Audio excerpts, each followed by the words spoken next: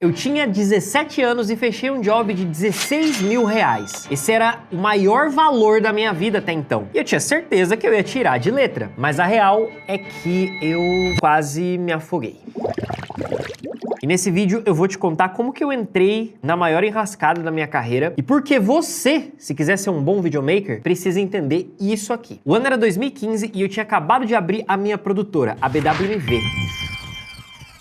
Junto com o Bruno e com o Gilson, mais conhecido como meu pai. Eis que num belo dia de trabalho, a gente recebe um e-mail de um cliente que aparentava ser bastante grande. Era uma startup de tecnologia e eles descobriram a gente de forma totalmente orgânica. Simplesmente acharam a gente na internet pelos vídeos que tinha no YouTube, acharam nosso site e aí eles mandaram um e-mail falando que queriam um vídeo. Não era um vídeo qualquer, era um vídeo que ia passar numa feira internacional e que eles iam usar para captar investimentos para a startup. Eles não sabiam muito bem o que eles queriam dentro do vídeo, eles só sabiam que esse vídeo precisava mostrar todos os produtos e as inovações que eles estavam criando ali. Mas basicamente nós, enquanto produtora, precisávamos conduzir todo o processo, né? Fazer o briefing com o cliente, desenvolver o roteiro do nosso lado, aprovar esse roteiro com eles. Até aí, beleza. A gente estava acostumado a fazer tudo isso para outros clientes menores. A gente fazia roteiro, gravação, edição, tudo. Mas aí veio a primeira bomba. No meio desse desenvolvimento da pré-produção, o cliente solta que ele queria o vídeo praticamente inteiro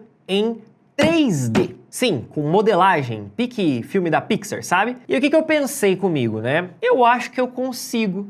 Eu acho que eu dou conta de aprender 3D para conseguir entregar esse projeto para esses caras. A gente já tinha feito uns projetinhos menores para outros clientes que também envolviam um pouquinho de 3D, eu já tava com um pezinho ali nesse mundo, então eu falei, cara, o que é um vídeo de 8 minutos em 3D? O que é, né? Então, nós topamos o desafio. Basicamente, fomos lá e fizemos um orçamento alto para os valores da época. A gente estava acostumado a fazer orçamento de 1.000, 2.000, 3.000 reais no máximo e de repente soltamos um de 16. Só que qual que é o problema dessa questão toda? É que quando o cliente falou que ele queria o vídeo em 3D, eu entendi uma coisa. E ele imaginou outra. Ele não me mandou nenhuma referência do que ele gostaria que fosse feito em 3D. Eu imaginei que fosse algo relacionado ao produtinho.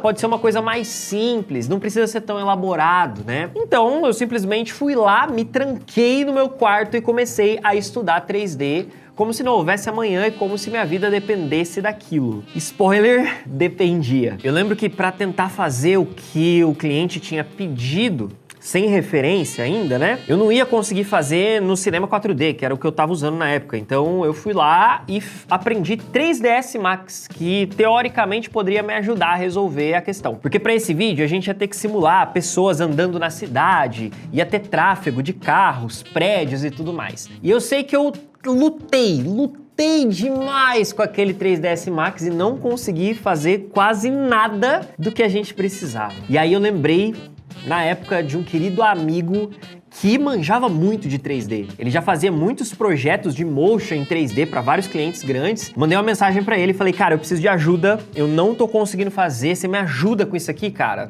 Não tá rolando. Ele falou, tá, me explica, o que o cliente tá esperando desse projeto? Qual que é a referência visual? Falei, então, não tem muita referência visual, mas ele falou que gostaria de algo mais realista. E aí ele me avisou, cara, esse orçamento que você mandou para ele aí, não dá nem pro cheiro. Falei, meu Deus do céu, então ferrou, o que eu faço? Eu devolvo a grana pro cara, eu desisto do projeto, eu pulo fora. E aí, cara, esse meu brother, na época, ele foi um anjo, de verdade. Ele falou assim, não, calma aí.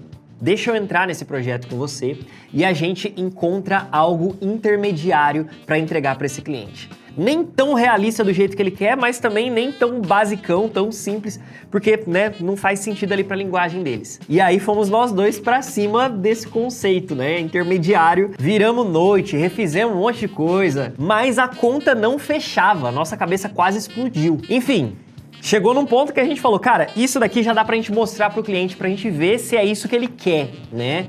Então a gente gerou algumas imagens ali com algo próximo do visual final, mas nós conseguimos construir o vídeo numa versão que a gente chama de animatic, que é só para mostrar o movimento dos produtos, das coisas ali no mundo 3D, mas não tem nada a ver com o resultado final, né? Tipo, tinham uma ou duas imagens que eram de resultado final, mas o restante do vídeo era uma coisa bem mais básica, bem mais simples, feita rapidinho só pro cara ter uma visão de como que o vídeo dele ia ficar. E aí, cara, primeira reunião que eu fui pra apresentar isso pro cliente, você não tem noção. O cara era de outra cidade.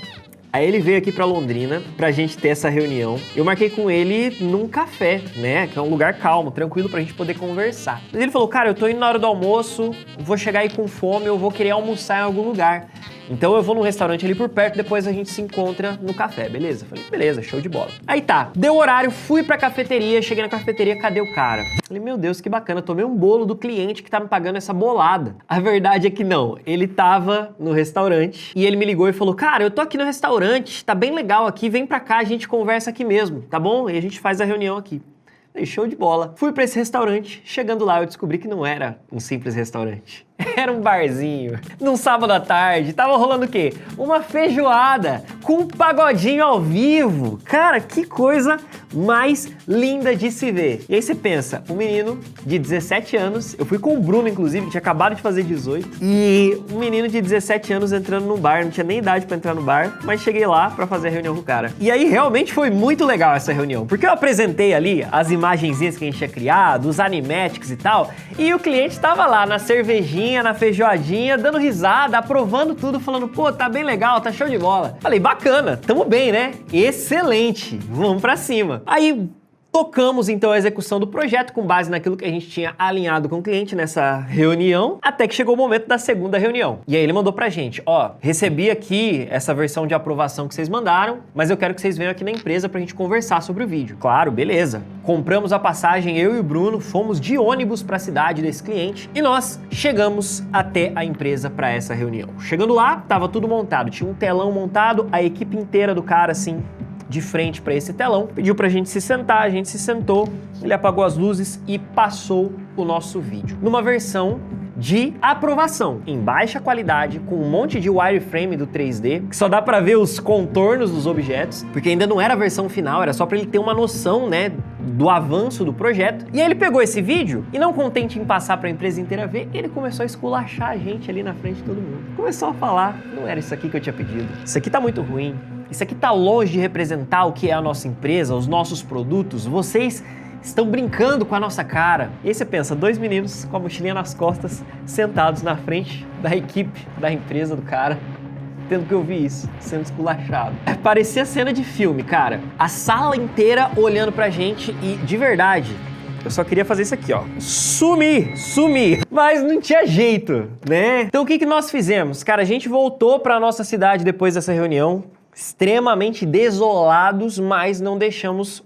ser vencidos pelo fato de que o cliente não tinha entendido que aquela era uma versão de aprovação, de que ele não tinha entendido que aquele vídeo que a gente mandou era para ele entender o processo que a gente estava avançando e não que aquilo era o vídeo final. Mas enfim, depois de mais semanas e semanas digerindo toda a situação e todo esse perrengue, né, a gente finalmente conseguiu encontrar uma forma de alcançar o resultado que o cliente queria, entregamos o vídeo e, de verdade, a finalização desse vídeo, na minha opinião, ficou muito boa. O motion que a gente fez depois, a gente fez locuções profissionais e o mais engraçado é que a gente fez as locuções em inglês e em espanhol, porque o cliente tinha pedido, né? E no fim do dia, as locuções custaram mais do que o que a gente tinha de grana para pagar o nosso amigo do 3D. Olha que sacanagem. O que importa é que entregamos o vídeo pro cliente. Acredito que ele tenha usado o vídeo, porque depois ele mandou mensagem pra gente agradecendo pelo vídeo que ele tinha nas mãos, né? A gente viu que ele colocou o vídeo lá no site dele e tudo mais, mas a gente tava esgotado,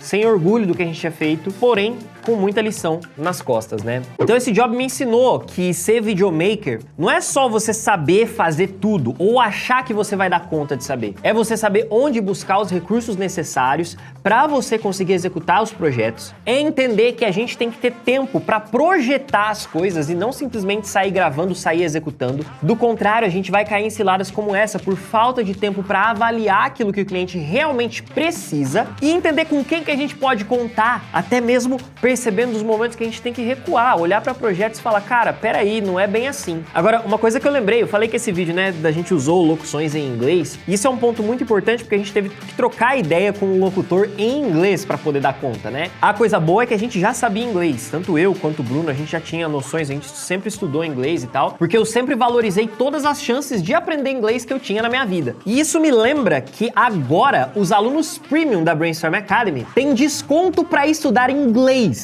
Sabe com quem? Sabe onde? Na Cambly. Pois é, se você quiser fazer inglês na Cambly, agora nós somos parceiros da Cambly, e se você assinar o plano anual dos caras para fazer aulas individuais com professores que são nativos, você ganha 50% de desconto só por ser aluno premium da Brainstorm Academy. Já imaginou? Então você que é premium, aproveita essa oportunidade, tá? Porque inglês fez muita diferença nesse contexto que eu tava trabalhando e faz diferença demais pra gente no dia a dia de trabalho. Se a gente quer clientes lá fora, tem que saber inglês. Se a gente quer estudar cursos de lá de fora, a gente tem que saber inglês. Por isso não perca essa chance se você já for nosso aluno premium, beleza? Mas no fim das contas, o que eu queria deixar como lição pra você é que o que separa um videomaker mediano de um profissional de verdade não é o que ele sabe apenas, mas sim o quanto ele tá disposto a correr atrás daquilo que ele ainda não sabe, seja buscando conhecimento ou buscando alguém que possa somar com ele nessa entrega. Ser videomaker profissional significa não ter orgulho. Significa entender que muitas vezes a gente não sabe e